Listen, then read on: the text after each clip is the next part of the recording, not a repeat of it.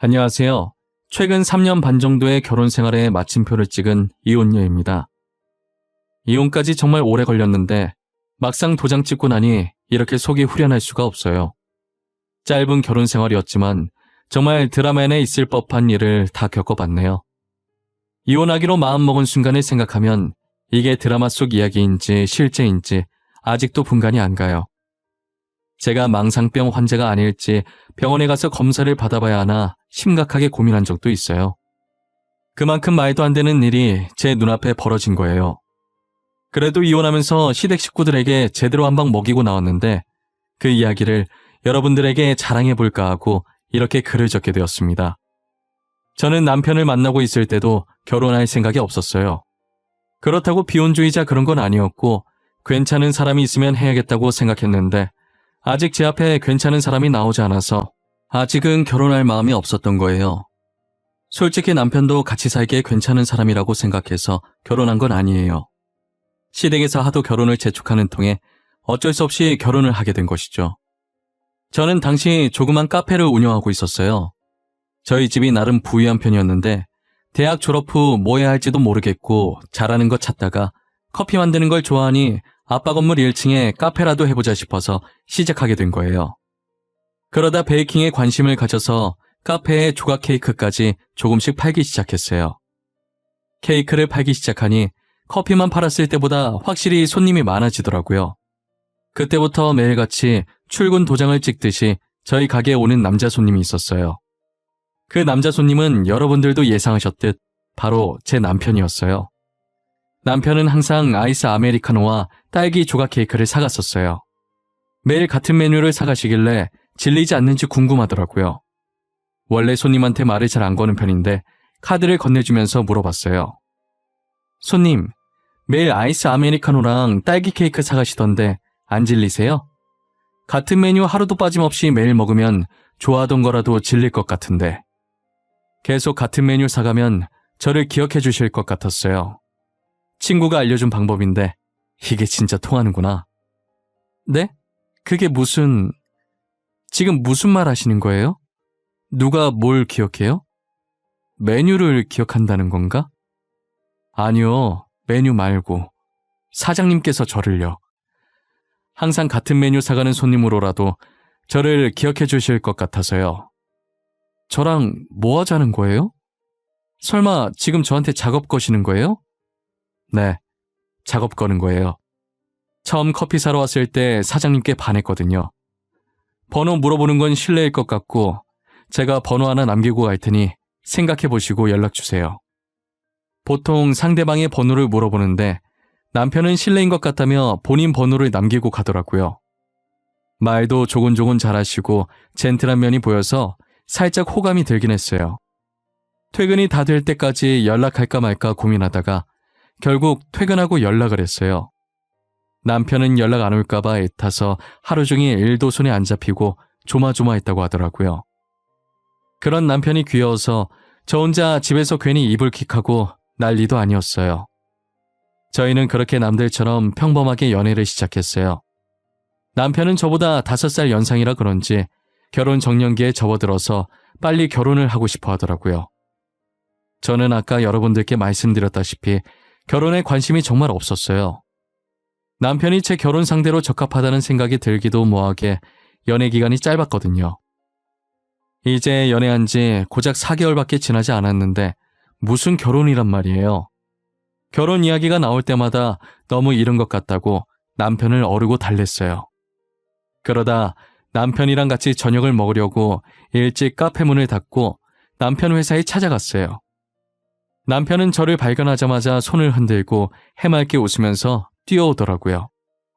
뛰어오다 말고 멈칫하더니 제 뒤쪽을 빤히 쳐다보더라고요. 유리창 너머로 우리 부모님과 비슷한 나이대로 보이시는 여자 한 분이 남편을 향해 손을 흔들더라고요. 저는 저 여자분이 남편의 어머니라는 것을 본능적으로 직감할 수 있었어요. 아니나 다를까 남편이 엄마라고 외치면서 여기로 오라고 손짓을 하더라고요. 이런 식으로 만나게 될 줄 몰랐는데 준비도 안 된 상태에서 만나니 머리가 띵하더라고요. 오빠 뭐야? 오늘 나랑 저녁 먹기로 한 거 잊었어? 우리 저녁 약속에 어머님도 부른 거야? 나 엄마 안 불렀어. 오늘 엄마 친구랑 약속 있었는데 집에 같이 가려고 들린 것 같은데? 거짓말 아니야. 진짜야. 믿어줘. 저녁 약속 있다고 얘기 안 했어? 어머님도 저녁 같이 먹을 건 아니지? 나 아직 어머님 만날 준비도 안 됐고 진짜 체할 것 같단 말이야. 아니 그래도 엄마가 여기까지 왔는데 어떻게 그냥 보내. 집에 가면 엄마 혼자 밥 먹어야 한단 말이야. 절대 안 된다고 말하려는데 그 사이 시어머니께서 제 옆으로 오시는 바람에 어쩔 수 없이 시어머니 포함해서 셋이서 같이 저녁을 먹게 됐어요. 정말 식당으로 갈 때부터 도착할 때까지 너무 어색해서 당장이라도 뛰쳐나가고 싶더라고요. 가는 길에 남편이 시어머니랑 조잘조잘거리면서 가서 저는 아무 말도 안 했었는데 제발 이대로 시어머니께서 제게 아무 말도 안 거셨으면 하는 바람으로 불판만 멍하니 쳐다봤어요. 그러나 제 바람과는 반대로 시어머니께서는 궁금한 게 많다는 표정으로 저를 바라보시더라고요. 아, 소개가 늦었네? 엄마, 여긴 내 여자친구. 전에 말한 적 있지? 그리고 여긴 우리 엄마. 서로 인사해. 우리 아들한테 이야기 많이 들었어요. 좋아 죽겠다고 난리치길래 어떤 여자인지 많이 궁금했거든요. 아들이 좋아할 만하네. 참하고 이쁘게 생겼어. 아니에요. 어머님도 되게 젊어 보이세요. 아무도 그 나이대로 안 보실 것 같은데요. 저도 어머님이 쓰시는 화장품이랑 같은 거 사서 써야겠어요. 어머, 말도 어쩜 이렇게 이쁘게 할까. 빈말이라도 기분은 좋네요. 괜히 나까지 껴서 불편하게 만든 건 아닌가 모르겠네. 나는 없다 생각하고 편히 먹어요. 남자친구한테 집으로 보내자고 한 게 미안한 마음이 들 정도로 시어머니께서 엄청 인자하시더라고요. 제가 생각했던 것과는 전혀 다르게 편안한 분위기로 식사를 했어요. 하지만 식사를 마칠 때쯤 시어머니의 한마디로 인해 가슴이 턱턱 막히기 시작했어요. 그건 바로 남편과 저의 결혼 문제였는데요. 시어머니께서는 남편 홍기가 꽉 찼으니 얼른 결혼하라는 거예요. 남편은 이때다 싶었는지 시어머니 말씀이 끝나기 무섭게 어머님도 저를 마음에 들어하는 것 같으니 둘 다 더 나이 들기 전에 빨리 결혼을 하자고 하더라고요. 저는 아직 결혼할 마음이 없다고 입장을 밝혔지만 혼자서 2명은 못 당해내겠더라고요. 일단 집 가서 생각은 해보겠다고 대충 얼버무리고 말았어요. 그 뒤로 남편은 결혼 안 하면 누구한테 잡아먹히기라도 하는 사람 마냥 저를 못살게 굴었어요. 저도 뭐 어차피 아예 결혼 안 하려는 것도 아니니까 빨리 해치우고 말자 싶었죠. 저희는 빠른 속도로 상견례를 하고 결혼 날짜까지 잡아버렸어요. 남편 집안은 부유하지 못했고 남편이 다니고 있던 회사도 중소기업보다 더 작은 회사였어요. 아무래도 저희 집안이 부유한 편이고 저도 카페 하면서 남편보다 돈을 더 많이 벌고 있기 때문에 신혼집은 친정 부모님께서, 혼수는 제가 가지고 있던 돈으로 정말 필요한 것들만 간단히 했어요. 남편은 결혼하는데 이렇게 많은 돈이 들어가는 줄 몰랐다면서 돈도 쥐뿔 없는 주제에 결혼하자고 보챘다고 미안해서 어쩔 줄 몰라 하더라고요. 저는 괜찮다고 앞으로 둘이서 잘 사는 모습 친정 부모님한테 보여주면 된다고 다독였어요. 결혼 후 얼마 지나지 않아 시어머니께서 저희 신혼집에 찾아오신 거예요. 여행용 가방에 짐을 가득 담아 오셔서는 앞으로 저희랑 같이 살겠다는 게 아니겠어요? 어머님, 이 많은 짐들이 다 뭐예요? 여행이라도 가세요? 일단 안으로 들어오세요. 아가, 미안한데 앞으로 너희랑 살면 안 되겠니? 방 하나 남는다고 들은 것 같은데 남는 방을 내 방으로 쓰면 안 될까? 어머님 집 놔두고 저희 집에서 산다고요? 무슨 일 있으세요? 그 방 저희 아기 낳으면 아기 방으로 쓰려고 놔둔 방이에요. 아기 낳을 때까지만 내가 쓰면 안 될까? 나 지금 갈 곳이 없어서 그래. 당분간만 있게 해줘. 내가 어떻게든 동구해서 나갈게. 아니, 어머님이 들어와서 사는 건 상관이 없는데 무슨 일인지 말씀은 해주셔야죠. 도대체 무슨 일이 있었던 거예요? 저한테 말해주셔야 저도 돕든 말든 하죠. 내가 사기를 당해서 집을 다 날렸어. 친한 친구가 돈 2배로 불려주겠다고 건물 담보로 맡기라길래 나는 친구만 믿고 아들 몰래 집을 맡겼는데 그게 홀랑 날아가 버린 거야. 알고 보니 시어머니께서 믿었던 친구한테 배신을 당해서 집을 다 날려버린 거예요. 정말 미안하다고 눈물을 뚝뚝 흘리시면서 얘기하는데 제가 어떻게 거절하나요? 평소에도 시어머니께서는 좋은 분이셨기 때문에 저희 집에 들어와서 살라고 했어요. 남편도 소식을 들었는지 오자마자 잘 알아보지도 않고 집을 넘겼냐며 시어머니를 꾸짖더라고요. 저는 흥분한 남편 달래고 울고 있는 시어머니 달래느라 중간에 껴서 기가 쫙 다 빠져버렸어요. 시어머니는 신혼집으로 들어와서 살기 시작하면서 제 눈치를 보시기 시작했어요. 제가 괜찮다고 눈치 보지 말고 내 집이다 생각하고 지내라고 해도 눈치를 보시더라고요. 남편과 제가 일하는 동안 시어머니께서 집안일을 다 해주셔서 저는 손 하나 까딱할 일이 없었어요. 오히려 남편과 둘이 지낼 때보다 더 살기 편했죠. 저는 시어머니께서 너무 착하셔서 모시고 사는데 불편한 점이 하나도 없었어요. 오히려 어머님이 힘드신 건 아닐지 걱정이었어요. 정말 그 정도로 다 좋은데 하나 문제가 있다면 자꾸 제 물건이 하나씩 없어진다는 거예요. 처음엔 평소에도 제가 엄청 덤벙거리는 성격이라 분명 어디에 버려두고 왔을 가능성이 커서 없어진 물건들에 대해 크게 신경 쓰지 않았었거든요. 사실 물건 없어진 것도 몰랐다가 필요해서 찾으면 없어진 걸 알 정도로 기억력도 좋지 않았죠. 그런데 잃어버리는 빈도수가 점점 많아지는 느낌이 들기 시작하는 거예요. 근데 그마저도 제게 문제 있는 줄 알고 뇌 사진을 찍어봐야 하나 라고만 생각하고 별로 신경 안 썼어요. 저는 괜한데 신경 쓰지 말고 열심히 일해서 시어머니의 집을 다시 되찾아 드려야겠다는 생각을 했어요. 하지만 제가 할 줄 아는 거라곤 커피를 만들어내는 일밖에 없었어요. 이 커피를 가지고 뭘 할 수 있을까 고민하던 찰나에 요즘은 영상을 만들면 그걸 어떤 사이트에 올려서 돈을 벌 수가 있더라고요. 그래서 커피 만드는 과정을 찍어서 필요한 재료들을 자막으로 간단하게 넣고 영상을 올렸어요. 몇 개 정도 올리니 구독자 수도 많이 쌓이고 조회수도 그만큼 많이 올라가더라고요. 3년 정도 커피와 빵을 만드는 영상을 올리면서 돈을 벌어왔어요. 꽤나 많은 구독자와 조회수가 쌓여서 영상 하나만 올려도 수익이 몇 배로 껑충 뛰더라고요. 저는 3년 동안 영상을 올려서 번 수익이랑 카페 일을 하면서 번 돈으로 드디어 시어머니의 집을 되찾을 수 있을 것만 같았어요. 몰래 선물로 드리고 싶어서 남편과 시어머니한테는 이 사실을 알리지 않았어요. 그동안 저희 집에서 살면서 눈치도 많이 보시고 제게 너무 잘해주신 보답으로 드리고 싶었거든요. 저는 일찍 일어나서 가방에 돈을 넣고 카페 오픈하러 가는 척 하다가 그대로 부동산으로 뛰어갔어요. 부동산 직원에게 3년 전 사기당해서 잃었던 그 집을 다시 찾아오려고 한다고 지금 현재 집주인 번호를 가르쳐 줄 수 있겠냐고 물어봤어요. 직원은 가르쳐 줄 수 없다면서 되게 난처해하더라고요. 어떻게 할 방법이 없어서 결국 사람을 시켜 집주인 번호를 알게 됐어요. 그런데 제가 받은 현재 집주인 번호가 굉장히 낯익더라고요.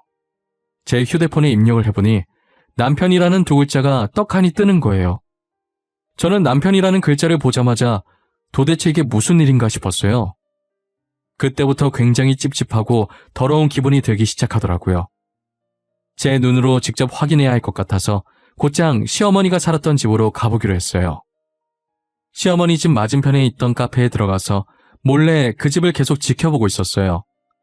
1시간이 지났을 때쯤 시어머니 집에서 남편과 시어머니가 나오고 있더라고요. 저는 혹시나 모를 상황을 대비해서 사진을 찍기 시작했어요. 그러다 남편과 시어머니 뒤에서 나오는 사람을 보고 폰을 떨어뜨릴 뻔했죠. 모르는 여자가 그 집에서 같이 나오더니 그 둘을 배웅해주고 있었고, 그리고 시선을 밑으로 내리니 여자 다리를 양팔로 안고 있는 어린아이도 보였었어요.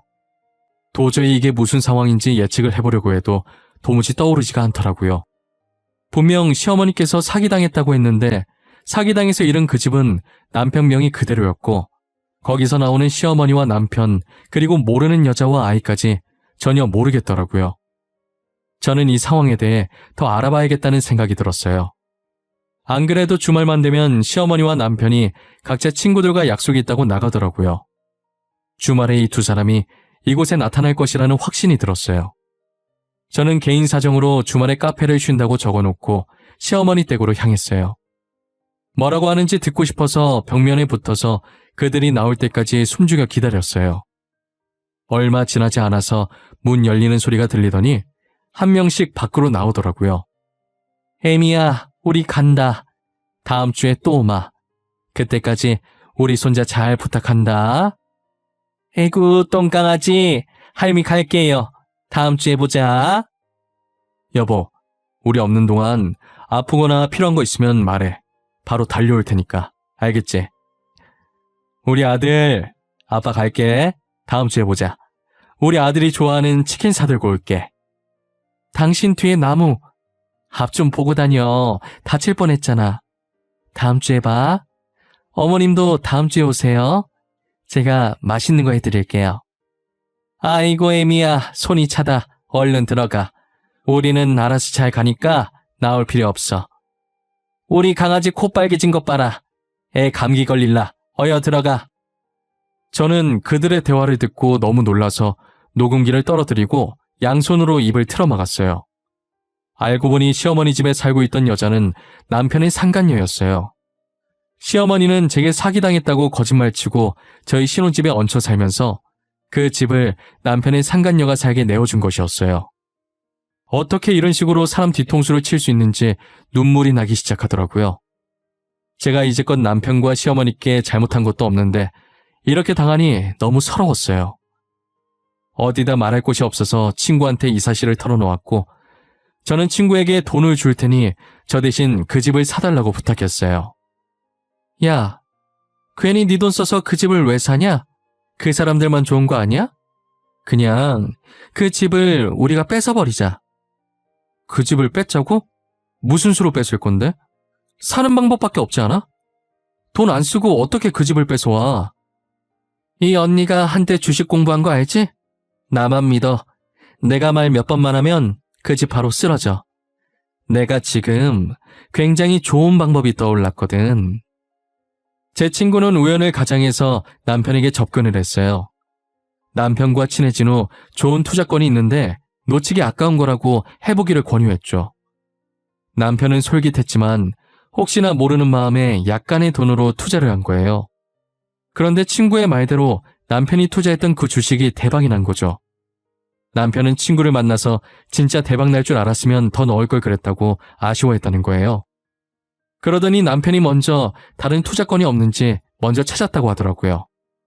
아, 사실 투자권이 하나 있긴 한데 그게 확률이 반반이라서 이걸 추천해줘야 하나 말아야 하나 모르겠네. 뭔데요? 일단 드러나 볼게요. 그쪽이 하는 얘기 듣고 제가 판단해서 투자하든 말든 알아서 할게요. 당신한테 절대 책임 안 물을 테니까 말해줘요. 그래요? 그럼 각서 쓸 수 있어요? 절대 저한테 책임 묻지 않겠다는 각서요. 제가 한두 번 당한 게 아니라서요. 맨날 책임 안 물겠다고 해놓고 돈 내놓으라고 난리더라고. 당연하죠. 저는 절대 그런 짓 안 해요. 각서 씁시다. 어디에 쓰면 돼요? 지장도 찍게 인주나 빨간 립스틱 같은 거 있어요? 책임을 물지 않겠다는 각서를 작성한 후에 친구는 미끼를 조금씩 풀었다고 하더라고요. 저는 주식에 대해서 아는 게 없어서 친구한테 설명을 들어도 이해를 못했는데 일단 친구가 소개해준 투자권은 절대 대박날 수 없는 투자권이라고 했어요. 오히려 대폭 하락할 주식이라고 하더라고요. 하지만 남편에겐 망할 주식이라고 말해주지 않았고 확률이 반반이라서 자기도 고민하다가 투자한 건이라고 신중하게 생각해보라고 했대요. 친구도 투자했다는 말에 놀라서 망할 거 알면서 왜 투자했냐고 물어보니까 투자 안 했다고 남편한테 거짓말 친 거라고 하더라고요. 이미 주식에 한번 맛을 봐서 아마 자기가 투자한 건이라고 하면 따라서 할 거라고 하면서요. 아니나 다를까 친구의 예상대로 남편은 그 주식에 엄청난 돈을 쏟아부었어요. 본인 명의의 시어머니 집까지 담보로 대출을 받아서 투자했더라고요. 결국 주식은 친구가 말한 그대로 대폭 하락했고 남편은 가진 돈과 집 모두 날리게 되었죠. 그리고 저는 때를 놓치지 않고 경매로 넘어온 시어머니의 집을 사들였어요. 남편은 집 날렸다고 아무에게도 말하지 못하고 혼자 끙끙 앓고 있는 것 같더라고요. 저는 남편의 다 죽어가는 꼴을 보고 웃음이 나오려고 하는 걸 이를 악물고 참았어요. 그들이 다시 시댁에 가겠다고 약속했던 주말에 복수를 해주겠다고 마음먹었어요. 기다리고 기다리던 주말이 왔고 어김없이 약속이 있다고 시어머니와 남편이 나갔어요. 그리고 그들을 따라서 저도 건물 등기부 등본과 집 매입할 때 받은 집 열쇠를 가지고 시댁으로 향했죠. 제가 정말 이날만을 얼마나 손꼽아 기다렸는지 당해보지 않았으면 아무도 모를 거예요. 시댁으로 향하는 내내 바보처럼 실실 웃음이 나더라고요.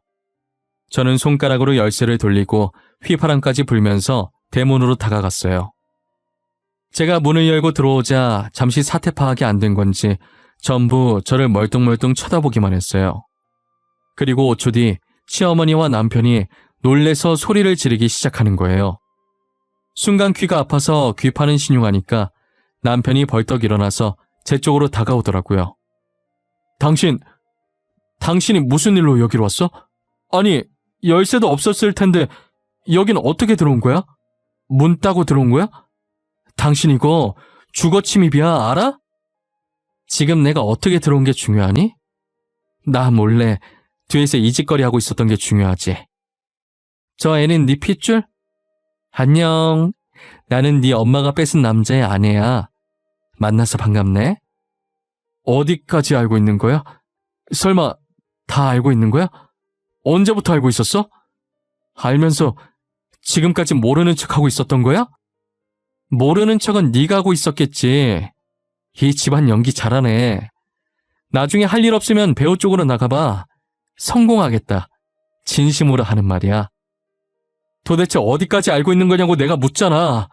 어디까지 알고 있냐고. 내 입으로 말해? 끝까지 피해자 배려 안 하는 거 봐. 피해자가 굳이 이 일을 직접 말해야겠어?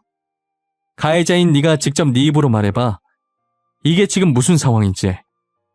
알고 봤더니 저보다는 이 여자와 만난 지가 더 오래됐더라고요. 심성은 정말 착한데 고아 출신에 가진 게 하나도 없어서 시어머니께서 결혼을 반대했다고 하더라고요. 그런데 돈 많은 저를 만나게 되면서 시어머니는 저를 놓칠까봐 결혼을 재촉한 것이었어요. 저와 남편의 결혼 준비가 한창 진행되던 중에 저 여자가 남편의 아이를 임신한 걸 알게 되었고 시어머니께서는 자기 핏줄이니 아이 키우라고 집을 내어줬다고 하더라고요. 제가 주는 용돈을 그대로 저 여자한테 갖다 바쳤다고 하더라고요. 결국은 제 돈이 다 저 여자 밑으로 들어간 거죠. 그리고 집안 곳곳에 제가 잃어버렸다고 생각했던 물건들이 잔뜩 있더라고요. 우리 집에 숨어둔 좀도둑이 누구인가 했더니 남편과 시어머니였어요. 제가 듣다 너무 화가 나서 시댁 식구들한테 소리를 지르니 꼴에 자기도 아내이자 며느리라고 제 앞을 막는 거예요. 혼자서 보기엔 아까울 정도로 너무 눈물겨운 가족애를 보여주더라고요. 저는 어디서 끼어드냐고 상간녀의 뺨을 치려고 손을 드는 순간 남편이 제 손목을 잡는 거예요. 그만해 당신. 화 많이 난 것도 알고 충분히 화낼 만도 해. 근데 이 사람은 건들지 마. 부탁이야. 놔. 안 놔? 내 손 놓으라고. 너네는 뒤에서 이런 더러운 짓 버려놓고 나는 이년 뺨 한 대도 못 때려? 어? 당장 내 손 놓으라고! 그만해. 이 사람 지금 임신 중이야. 그러니까 그만하라고. 내가 잘못했어. 차라리 날 때려. 몇 대를 때리든 다 맞아줄 테니까. 지금 임신 중이라는 남편의 말에 상간녀를 쳐다보니 눈을 질끈 감고 양손으로 배를 감싸고 있더라고요. 진짜 돈으로 이 집을 사들인 거 말고 돈 없이는 제 마음대로 되는 게 단 하나도 없었어요. 아무것도 할 수 없는 제 자신이 너무 비참했어요. 제가 손에 힘을 서서히 풀자 남편도 잡고 있던 제 손을 놓더라고요. 저는 눈물이 나려고 하는 걸 주먹을 꽉 쥐고 억지로 참았어요. 그리고 지금 당장 내 집에서 나가라고 했어요. 시어머니는 알겠다고 당장 신혼집에서 있는 짐들을 빼겠다고 하는 거예요. 그래서 여기 있는 짐들도 지금 다 빼라고 말했어요. 제 말에 남편은 설마는 눈으로 저를 쳐다보더라고요. 저는 주머니 속에 넣어뒀던 건물 등기부 등본을 꺼내서 남편 눈앞에 들이밀었어요. 그때부터 남편 눈이 뒤집히더니 다 알고 일부러 자신한테 그런 거냐고 소리 지르더라고요. 야, 지금 무슨 소리 하는 거야? 내가 너한테 일부러 뭘 했는데? 나는 어머니가 사기당하셨다길래 다시 찾아주려고 알아보다가 딱 마침 경매에 들어왔길래 산 죄밖에 없어. 아가, 우리 집이 경매에 들어갔다니? 우리 집이 왜 경매에 들어가? 아들아, 지금 제가 무슨 말을 하고 있는 거야? 너 괜히 우리 놀려먹으려고 지금 거짓말하는 거지? 거짓말 하는 걸로 보이세요? 그럼 아주머니도 이 서류 한번 살펴보세요. 이게 어떤 서류인지. 그리고 지금 이 집이 누구 명의로 되어 있는지 말이에요. 뭐? 너 지금 나한테 뭐라 그랬어? 아주머니? 아들아, 들었냐? 나보고 아주머니래. 저것이 이제 막 나가자 이거지. 누가 아주머니야? 내가 너 가만 안 둘 거야. 어차피 저는 며느리로 안 보셨잖아요. 저희 집안 돈 보고 결혼시킨 거 아니었어요? 그리고 저한테 이렇게 큰 소리 치실 때가 아닌 것 같은데요. 시어머니는 제가 건넨 건물 등기부 등본을 보더니 뒷목을 잡고 주저앉으시더라고요. 저는 여유롭게 집안을 구석구석 둘러보면서 오늘 안에 다 빼려면 서둘러야겠다고 했어요. 아니면 용역업체 불러서 다 쓸어버리겠다고 했죠. 집에 있는 것들을 다 챙겨봤자 당장 갈 곳이 없으니 옷만 대충 챙겨서 나가더라고요. 그러더니 옷을 담은 가방을 가지고 대문 앞에 세워진 남편 차에 올라타려고 하는 거예요. 저는 그 차도 제 돈으로 산 거니 탈 생각하지 말고 그대로 쭉 걸어가라고 했죠. 그리고 평일에 날 박는 대로 변호사를 만나 이혼 소송과 상간녀 소송을 했어요.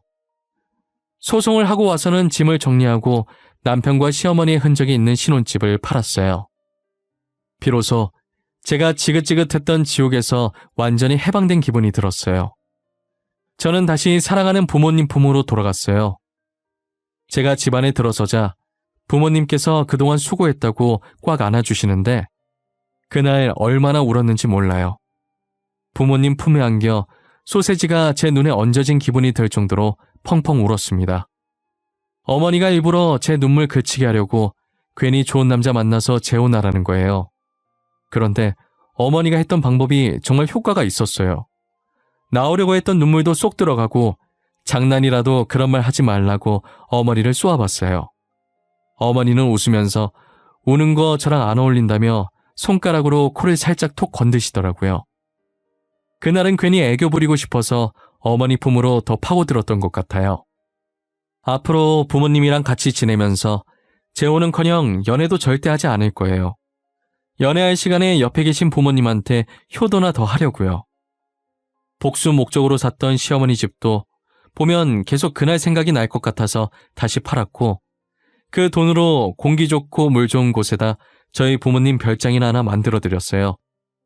딸은 출가 외인이라는 말이 맞는지 제가 부모님보다 시어머니를 먼저 생각했더라고요. 저렇게 좋아하시는 어머니 아버지를 보니 시어머니 집 찾아줄 생각 말고 진작에 저희 부모님한테 효도나 할 걸 그랬다 싶어요. 여러분들이 보기엔 어떠세요? 제가 한 선택이 과연 옳은 선택이었을까요? 댓글 남겨주시면 쓴소리도 달게 받겠습니다. 지금까지 제 긴 이야기 들어주셔서 정말 감사합니다.